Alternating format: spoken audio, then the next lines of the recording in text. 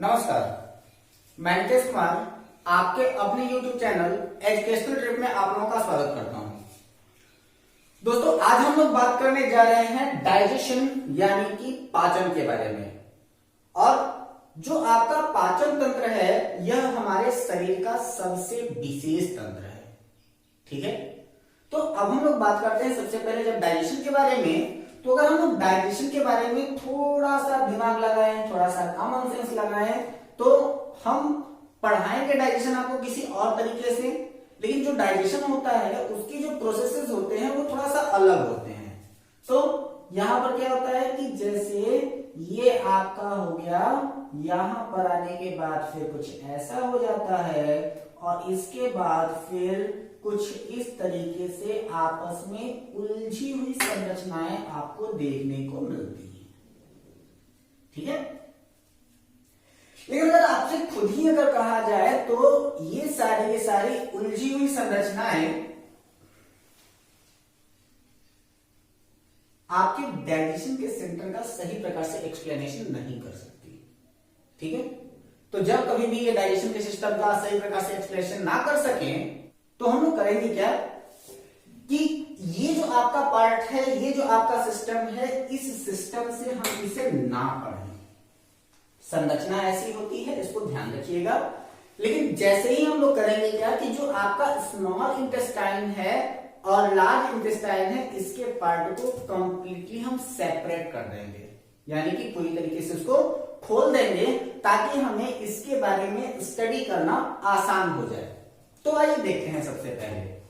तो ये रहा हमारा डाइजेशन सिस्टम, जिसके बारे में हम अपने हिसाब से जो आपको बताना चाहते हैं उसके बारे में हम बात करेंगे।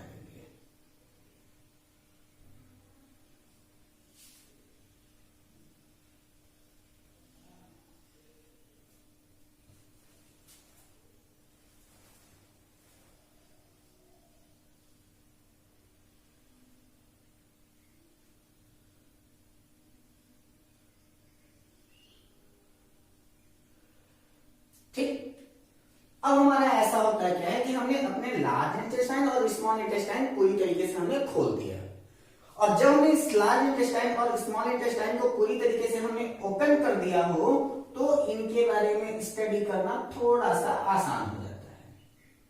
किस प्रकार से?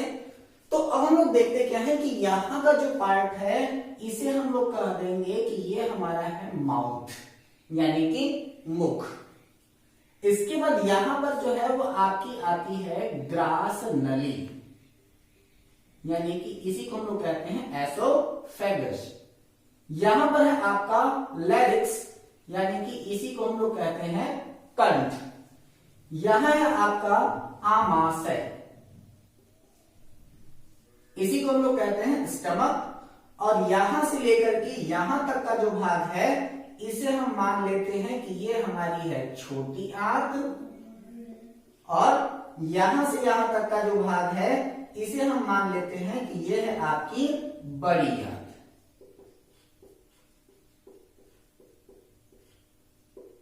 ठीक है, जब आप लोग यहां पर बात कर रहे होते हैं तो जो आपकी छोटी आंत होती है उसको हम लोग 3 भागों में बांटते हैं, जिसको हम लोग सबसे पहले वाले को कहते हैं ड्यूडेनम, यानी कि पक्वाशय। पक्वाशय क्या कहते हैं? ड्यूडेनम। इसके बाद का जो भाग होता है उसे हम लोग कहते हैं मध्यांत, यानी कि इसे कहा जाता है जेजुनम। और सबसे लास्ट वाला जो पार्ट होता है उसे हम लोग कहते हैं शेषांत, यानी कि इसी को हम लोग कहते हैं इलियम। ठीक, इसी प्रकार से जो आपकी बड़ी आंत होती है उस बड़ी आंत को भी हम लोग 3 भागों में बांटते हैं, जिनमें से हम लोग कहते हैं सबसे पहले वाले भाग को हम लोग कह देते हैं सिकम,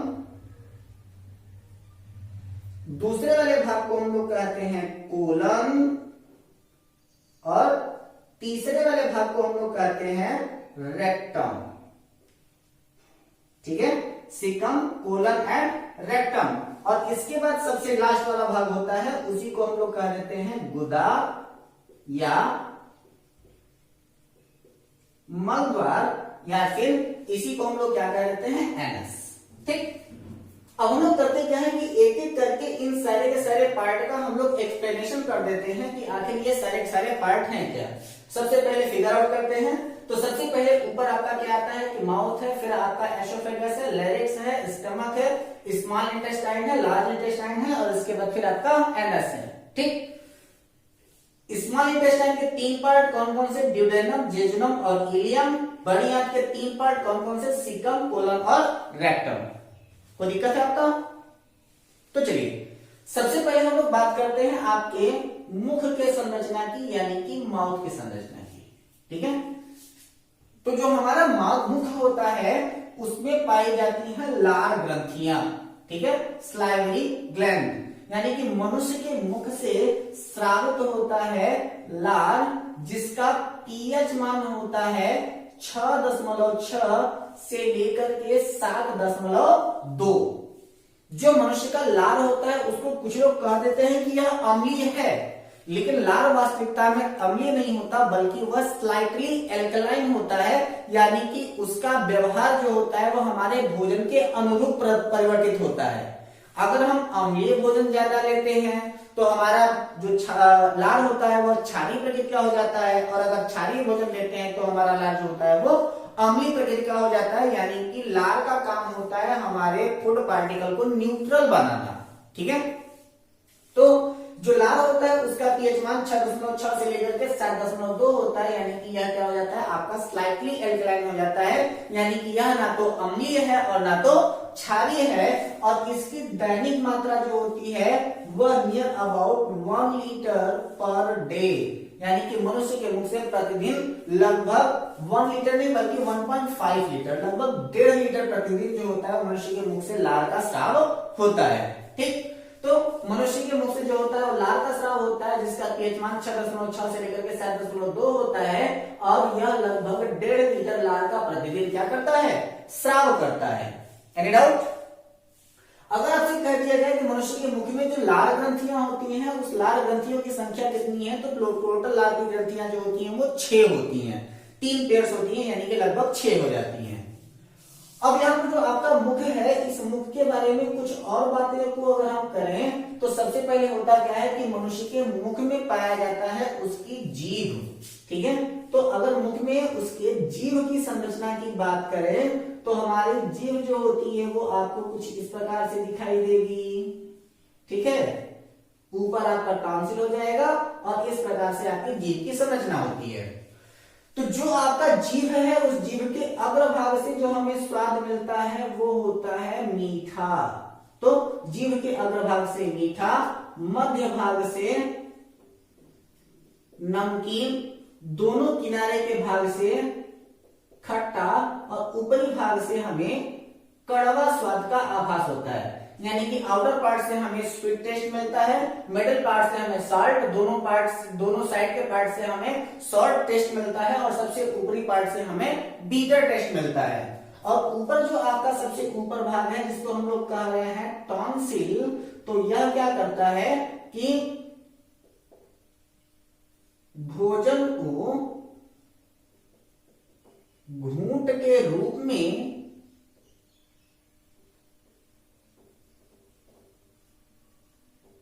बदलता है।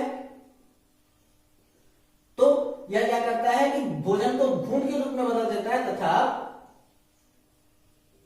मुख के ताप का नियंत्रण करता है। तो टॉन्सिल क्या करता है कि टॉन्सिल करेगा क्या कि हमारे भोजन को सबसे पहले घूंट के रूप में बदल देता है, और साथ ही साथ हमारे मुख के तापमान का नियंत्रण भी करने का काम किसका है, हमारे टॉन्सिल का होता है। इसके बाद हम लोग बात करते हैं किसके, दांत की। तो जो हमारे मुख में पाए जाते हैं दांत, उनका डेंटल फॉर्मूला होता है ICPM M/ICPMM, यानी कि incisor canine premolar molar upon incisor canine premolar molar. ठीक, तो जो आपका incisor canine premolar and molar है उसको अगर हम देखें तो इसका हो जाता है क्या है कि इंसिजर का मतलब होता है छेदक, कैनाइन का मतलब होता है कृंतक, प्रीमोलर का मतलब होता है अग्रचवर्णक और मोलर का मतलब होता है चवर्णक। अगर इसी के आधार पर अगर हम लोग वयस्क दांतों की बात करें तो वयस्क दांतों का जो दंत सूत्र होता है वो होता है 2123 upon 2123 into 2 is equal to 32। और गणित वालों ध्यान देना कि कहीं ऐसा ना हो कि ऊपर नीचे काट करके वो कहता है ना कि ज्यादा 3-5 मत कर 9-2-11 हो जाए वरना 4-5 धर दूंगा 32 के 2 रह जाएंगे। तो ये वाली स्थिति ना रह जाए आपकी कि आपने किया क्या 2123 से 2123 ऊपर से नीचे काट दिया, एक बार में काटा 1 into 2 is equal to 2 हो गया। ये हमने संख्या आपको 32 बताई है और 32 का मतलब क्या है 213 325 53 8 8 ऊपर और 8 नीचे 8 8 16 multiplied by 2 is equal to 16 to 32। तो वयस्क के मुख में पाए जाने वाले दांतों की संख्या होती है 32, उनका सूत्र होता है 2123 upon 2123 into 2 is equal to 32। Any doubt? चलिए, लेकिन अगर यहीं पर बात कर दिया जाए कि जो आपके दूध के दांत होते हैं, दूध के दांत, इनकी संख्या कितनी होती है तो ये हो जाती है 2102 upon 2102 into 2 is equal to 20। 213 3 to 5 5 ऊपर 5 नीचे 10 10 to 20। ठीक, तो दूध के दांतों की संख्या कितनी 20 और वयस्क दांतों की संख्या कितनी 32। साथ ही साथ ये होता है कि हमारे मुख में जो दांत होते हैं उन दांतों के ऊपर हमारे शरीर की सबसे कठोर परत पाई जाती है जिसे हम लोग कहते हैं इनेमल। ठीक है, तो दांतों पर पाई जाने वाली सबसे कठोर परत कौन सी हो जाएगी आपकी इनेमल हो जाएगी। कोई डाउट है आप लोगों को? चलिए, बहुत अच्छी बात है। एक बार फिर से इसको देख लेते हैं। तो हमारे मुख में क्या पाया जाता है जीभ, जीभ के अग्रभाग से मीठा, मध्य भाग से नमकीन, दोनों किनारे के भाग से खट्टा, ऊपरी भाग से कड़वा स्वाद का आभास होता है तथा टॉन्सिल जो होता है भोजन को घुट के रूप में बदलता है तथा मुख के तापमान का नियंत्रण करता है। अगर हम दांत की बात करें तो दांत जो होता है उसका डेल्टा फार्मूला होता है ICPMM अपन ICPMM। वयस्क में दांतों की संख्या 32 और दूध के दांतों की संख्या जो होती है 20 होती है और दांतों पर पाई जाने वाली जो सबसे कठोर परत है उसका नाम क्या है इनेमल होता है। दांतों में यानी कि सबसे पहले अगर पूछा जाए कि हमारे शरीर में पाचन सबसे पहले प्रारंभ कहां से होता है तो मनुष्य के शरीर में पाचन प्रारंभ होता है मुख से। और मनुष्य के मुख में किस पदार्थ का पाचन होता है तो मनुष्य के मुख में पाचन होता है कार्बोहाइड्रेट का। ठीक है, तो यहां पर एक पॉइंट मैं लिख लेता हूं, वह हो जाता है क्या कि शरीर में पाचन मुख से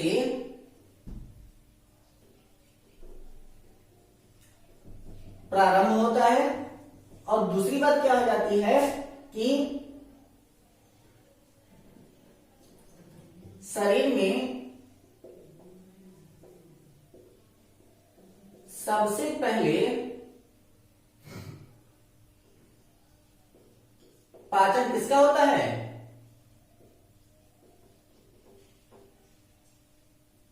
कार्बोहाइड्रेट का पाचन होता है। अब यहां पर बात हो जाती है क्या कि सबसे पहले पाचन किसका हुआ तो सबसे पहले पाचन हो रहा है कार्बोहाइड्रेट का। तो जब कार्बोहाइड्रेट का पाचन सबसे पहले हुआ तब हमारे दिमाग में एक छोटा सा क्वेश्चन अंकुरित हो जाता है कि आखिर कार्बोहाइड्रेट का पाचन हमारे मुख में कैसे हुआ। तो सबसे पहली बात यह आ जाती है कि आखिर ये जो लार है उस लार को हम लोग लार क्यों कहते हैं। गोलगप्पा देख करके तो आपके मुख में पानी आता है तो उसको तो हम लोग कह देना चाहिए ना कि मुंह में पानी है, लेकिन हम लोग उसको क्या कहते हैं we are all called it saliva. तो बात यहां आ जाती है कि स्लाइवा क्या है। तो यहां पर सबसे पहले क्या आ रहा है कि लार, लार का मतलब होता है जल प्लस टाइलिन एंजाइम, ठीक है। यानी कि जल के साथ जब टाइलिन एंजाइम का कॉम्बिनेशन होता है तब क्या करता है कि वह लार का फॉर्मेशन करता है, और जब लार का फॉर्मेशन हो जाता है तब हमारा क्या होता है कि लार प्लस एमाइलेज एंजाइम यही क्या करते हैं, बना लेते हैं लारीय एमाइलेज, ठीक। तो जब ये लारी एमाइलेज बना लेता है तो यही जो आपका एमाइलेज एंजाइम होता है वही कार्बोहाइड्रेट का डाइजेशन करता है, ठीक है। तो लार में क्या होता है कि लार में दो प्रकार के एंजाइम अवेलेबल होते हैं, पहला होता है आपका टाइलिन एंजाइम और दूसरा हो जाता है आपका एमाइलेज एंजाइम, और एमाइलेज एंजाइम क्या करता है, कार्बोहाइड्रेट का डाइजेशन करता है, ठीक। इस बात को नोट डाउन कर लीजिएगा आप लोग। सबसे पहले तो एमाइलेज एंजाइम हमारे मुख में पाया जाता है, इसीलिए हमारे शरीर में सबसे पहले कार्बोहाइड्रेट का पाचन होता है। That is why carbohydrate is known as fastest source of energy. यही कारण है कि कार्बोहाइड्रेट को त्वरित ऊर्जा का स्रोत के भी नाम से जाना जाता है, ठीक। चलिए, इसके बाद जब मुख से होता हुआ जो भोजन है जब वो हमारे ग्रासनली में आता है तो ग्रासनली सिर्फ एक आहार नाल है, और इस आहार नाल में भोजन के किसी भी भाग का पाचन नहीं होता। तो यहां पर क्या हो जाता है कि कोई पाचन नहीं, ठीक। अब इसके बाद हमारा जो कंठ होता है, इस कंठ में हमारे पास दो प्रकार के नाल होते हैं। क्योंकि भी आप लोग देखते होंगे सर्दी के महीने में कि अगर हम लोग नाक से सांस नहीं ले पाते तो हम लोग मुख से सांस लेने लगते हैं, क्योंकि हमारे लैरिक्स तक हमारे श्वास नाल और आहार नाल दोनों एक ही हो जाती है। यही जो आपका लैरिक्स है वह करता क्या है कि श्वास नाल को आहार नाल से अलग करने का काम करता है। तो यहां पर वो श्वास नाल को आहार नाल से अलग करता है, साथ ही साथ हमारी आवाज भी यही से निकलती है। इसीलिए कंठ यानी कि लैरिक्स को कहा जाता है ध्वनि का पिटारा, ठीक है। यानी कि larynx is known as voice box, यानी कि इसी को हम लोग क्या कहते हैं, ध्वनि का पिटारा के भी नाम से जानते हैं, ठीक। इसके बाद जो हमारा भोजन है वह आपका आमाशय में आता है, और आमाशय में आने के बाद भोजन में हो जाता है एटीट्यूड। आप लोगों में भी कम नहीं है, लेकिन यहां हमारे भोजन में भी एटीट्यूड आया। क्यों? क्योंकि यह जो आपका स्टमक है, इसी स्टमक को हम लोग हिंदी में पेट कहते हैं, या फिर विज्ञान की भाषा में इसे आमाशय कहते हैं। और किसी बेवकूफ टाइप के इंसान ने इस पेट को बता दिया कि भोजन का पाचन जो होता है वो पेट में होता है। अभी आ गया एटीट्यूड में, और वह क्या कह रहा है कि जब भोजन का पाचन पेट में होता है तो हमारी मर्जी चलेगी। और मर्जी क्या चलाता है कि लगभग 3 से 4 घंटे तक भोजन को हम अपने पास रखेंगे। तो आमाशय में जो भोजन होता है वह 3 से 4 घंटे तक रहता है। दूसरा एटीट्यूड इसमें क्या आ गया कि इसने कहा कि जिसका भी पाचन हमारे पास आने से पहले हुआ होगा उसको मैं नहीं पचाऊंगा। किसका पाचन हुआ था? कार्बोहाइड्रेट का पाचन मुख में हुआ था। तो आपका आमाशय क्या करता है कि कार्बोहाइड्रेट का पाचन नहीं कराता। तो कार्बोहाइड्रेट का पाचन आमाशय में नहीं होता।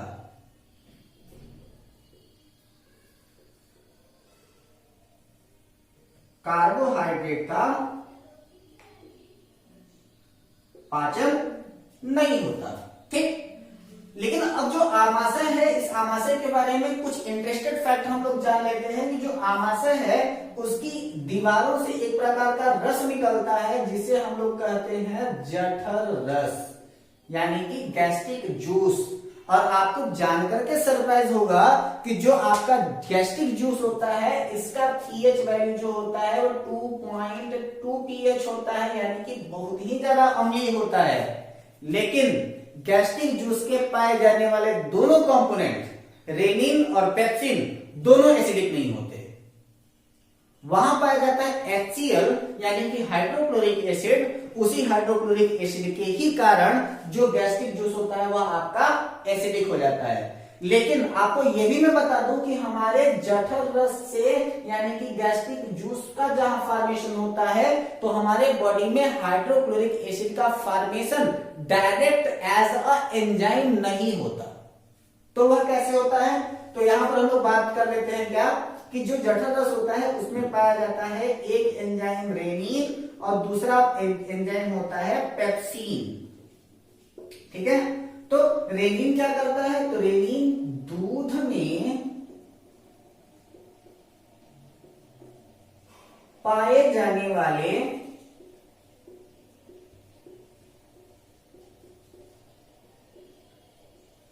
कैसिनोजेन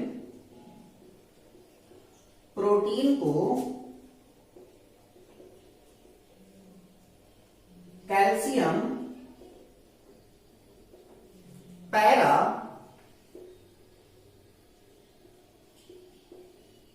कैसिनेट में बदलता है, जिसे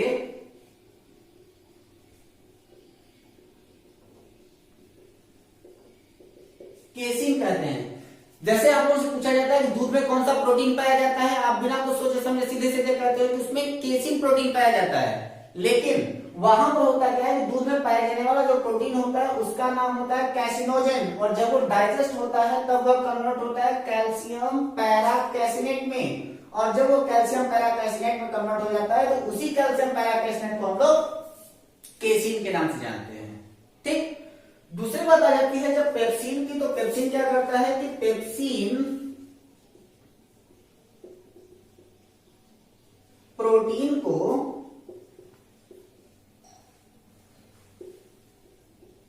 पेप्टोन में बदलता है। ठीक है, तो जो आपका पेप्सिन होता है वो क्या करता है कि प्रोटीन को पेप्टोन में बदल देता है। अब यहां पर हमने कभी भी एक चीज की बात नहीं की, और हमने किस चीज की बात नहीं की है हमने कि यहां पर हमने पेप्सिन की बात की, लेकिन हमने हाइड्रोक्लोरिक एसिड की बात नहीं की। हाइड्रोक्लोरिक एसिड कहां से पैदा हुआ? तो जो आपका हाइड्रोक्लोरिक एसिड पैदा हुआ है वह क्या करता है कि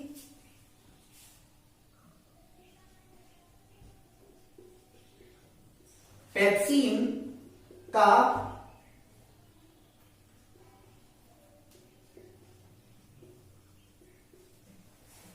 डीएक्टिवेटेड रूप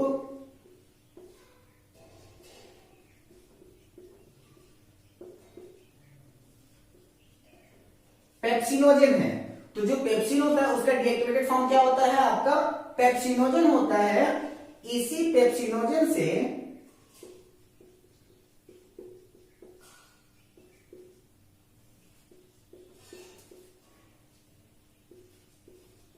HCl का